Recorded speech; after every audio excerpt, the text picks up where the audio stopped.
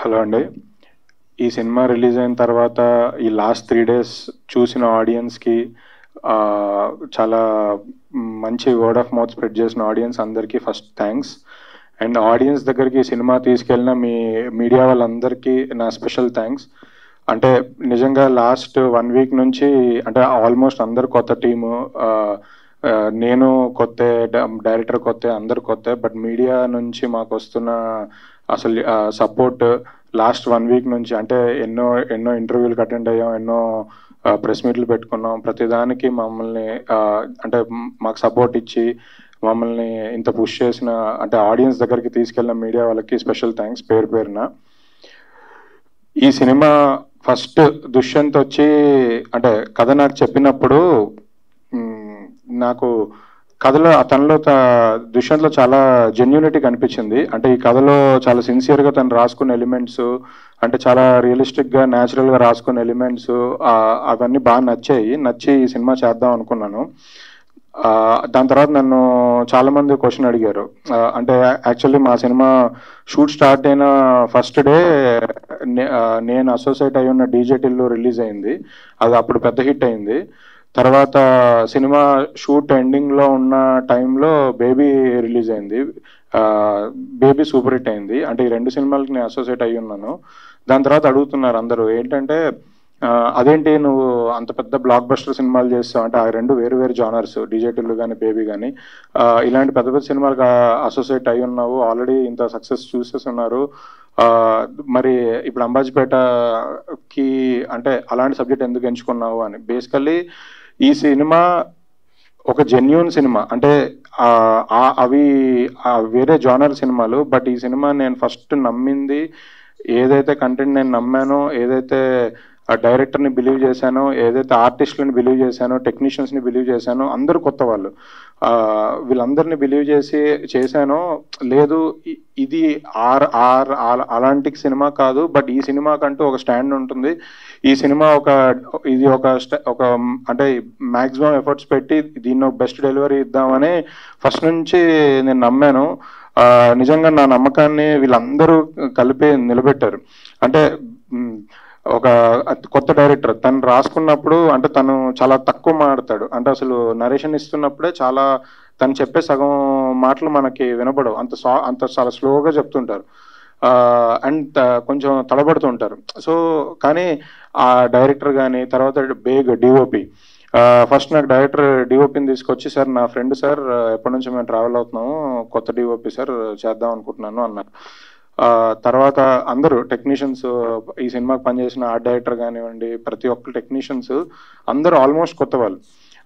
ఆర్టిస్టులు కూడా ఎవరెవరు అనుకుంటున్నాం అంటే ఈ కథ చెప్పినప్పుడు ఇప్పుడు కథలో అన్ని ఎలిమెంట్స్ ఉన్నాయండి. అంటే లవ్ స్టోరీ ఉంది, సిస్టర్ సెంటిమెంట్ ఉంది, రివల్యూషన్ ఉన్నాయి, అన్ని ఎలిమెంట్స్ ఉన్నాయి. సో నేను కొంచెం పెద్ద క్యాస్ట్ని కూడా క్యాస్ట్ చేయొచ్చు అంటే. కానీ డైరెక్టర్ ఫస్ట్ నుంచి సెలెక్ట్ చేసుకొని ఆర్టిస్ట్ని వీళ్ళతోనే చేద్దాము అని ఫస్ట్ నుంచి ఫిక్స్ అయి ఉన్నారు. సో తను చేయించుకోగలుగుతాడు అని నమ్మకం నాకు కలిగింది. అందుకే నేను ఎప్పుడు కమర్షియల్గా ఆలోచించి వీళ్ళని క్యాస్ట్ చేద్దాం వాళ్ళని క్యాస్ట్ చేద్దాం అని ఆర్టిస్ట్ విషయంలో కానీ టెక్నీషియన్ విషయంలో కానీ ఎప్పుడు చెప్పలేదు. తర్వాత సినిమా షూట్ అంతా అయిపోయిన టైంలో కూడా నేను ఎప్పటికప్పుడు రషెస్ ఎడిట్ చూసుకుంటున్నప్పుడు నేనే సర్ప్రైజ్ ఫీల్ అయ్యామండి. అసలు అదేంటి మనం అనుకున్న దానికని చాలా బాగా చేసామని. అంటే వాళ్ళందరూ అంటే ప్రతి క్యారెక్టరు వాళ్ళకున్న లిమిట్స్లో బెస్ట్ పర్ఫార్మెన్స్ ఇచ్చారు. అంటే ఎడిట్ టేబుల్లో నాకు తెలిసి ఎడిటర్ కూడా కట్ చేస్తుంటే ఇప్పటికీ మా దగ్గర కొంచెం ఫుటేజ్ ఉంటుంది. అసలు ఇది ఎందుకు తీస్తావు అని అడుగుతుంటారు. అంటే ఆ సీన్ ఇండివిజువల్గా చూస్తే ఏది తీయాలనిపించదు, అంత బెస్ట్ పర్ఫార్మెన్స్ ఇచ్చారు. ప్రతి చిన్న క్యారెక్టర్ కూడా వాళ్ళ మార్క్ వేసుకున్నారు. ఎర్రన్న క్యారెక్టర్ ఆయన కానీ అంటే చాలా తక్కువ సీన్ లెంగ్త్ ఉన్న, స్క్రీన్ స్పేస్ ఉన్న, బట్ ఎవరిది వాళ్ళు అవుట్ స్టాండింగ్ పర్ఫార్మెన్స్ ఇచ్చారు. ఫ్రెండ్స్ క్యారెక్టర్స్ కానివ్వండి, ఎవరిది వాళ్ళు కానివ్వండి, ఎవరిదైనా వాళ్ళు అందరిది బెస్ట్ పర్ఫార్మెన్స్ ఇచ్చారు. అంటే ఇవన్నీ చేయించుకోవడం డైరెక్టర్ గొప్పతనం.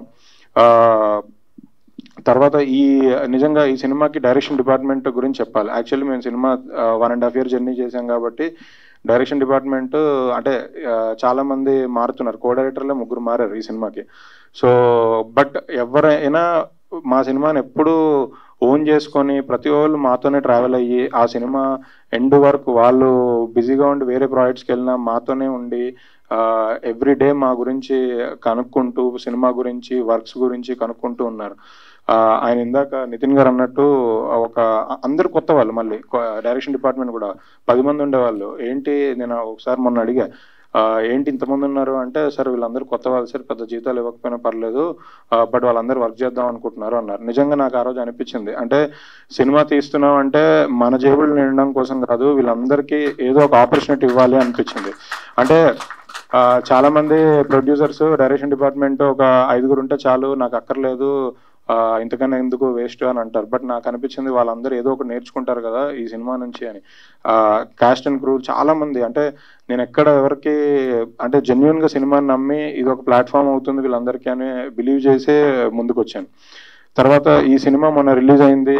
రిలీజ్ అయిన తర్వాత ఈ 3 days కలెక్షన్ బాగా వచ్చింది. నేను నైట్ మా ఎస్కేఎన్ గారు మేము మాట్లాడుకుంటున్నప్పుడు, అంటే మేము అనుకున్నాం ఈ సినిమా హిట్ అవుద్ది, ఇంత బాగా కలెక్ట్ చేస్తాను అనుకున్నాం, బట్ మేము అనుకున్న దానికన్నా ఎక్కువ వచ్చింది, జెన్యున్ గా ఎక్కువ వచ్చింది. అప్పుడు నాకు నైట్ ఒకటి అనిపించింది, ఏంటంటే ఈ సినిమాని ఇంకా కమర్షియల్ గా చూడకూడదు, ఇంకా ఎక్కువ ఆడియన్స్ దగ్గర తీసుకెళ్ళాలి, మాక్సిమం నెంబర్ ఆఫ్ ఆడియన్స్ కి సినిమా చూపించాలి అనిపించింది.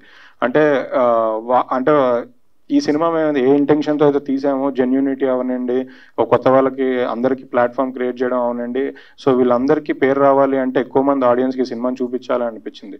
నేను అందుకే నెక్స్ట్ 3 days 4 days అంటే మా టీం అందరూ ప్రతి ఏరియాకి వెళ్ళి, విజయవాడ, గుంటూరు, వైజాగ్, కాకినాడ, ఆంధ్రాలో అన్ని ఏరియాస్, తెలంగాణలోని అన్ని ఏరియాస్, ప్రతి చోట ఎవ్రీ డే ఒక స్పెషల్ షో వేయడం జరుగుతుంది. ఆ స్పెషల్ షోకి సోషల్ మీడియా ద్వారా మేము ఆడియన్స్ని మేమే ఇన్వైట్ చేసి వాళ్ళందరికీ సినిమాని చూపించి టీంతో ఇంటరాక్షన్ పెడుతున్నాము. ఇది అసలు నిజంగా కూడా నాకు ఈరోజు ఇంకా చేసిన చాలు, హ్యాపీగా డబ్బులు వచ్చాయి, అందరు కూడా బిజీ ఉన్నారు. ఇప్పుడు సుహాస్ గారు కూడా నెక్స్ట్ సినిమా షూట్లో ఉన్నారు, వదిలేయచ్చు. బట్ నాకేమనిపించింది అంటే లిటరల్లీ చూపించాలి అందరికీ వీళ్ళ క్రాఫ్ట్, వీళ్ళు చేసిన వర్క్, ఇవందరి ఆడియన్స్తో ఇంకా దగ్గరకు తీసుకెళ్ళాలి అనిపించింది. అందుకే ఇది మళ్ళీ ఇంకో 1 week దీన్ని గట్టిగా అందరి దగ్గర తీసుకెళ్దామని మేము అనుకున్నాము. తర్వాత ఈ సినిమా